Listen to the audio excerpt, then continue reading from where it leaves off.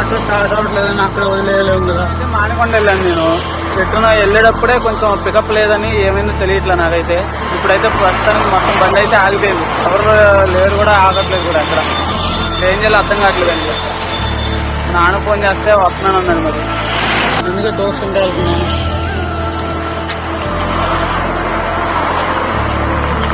తోస్తూనే వెళ్తున్నాను. ఇక్కడ కరీంనగర్ దగ్గర ఉన్నాను సార్. ఈరోజు ఏంటో అర్థం కావట్లేదు. ఏం బాగా ఈరోజు. సరే ఫ్రెండ్స్, నేను అప్డేట్ చేస్తాను. బాయ్.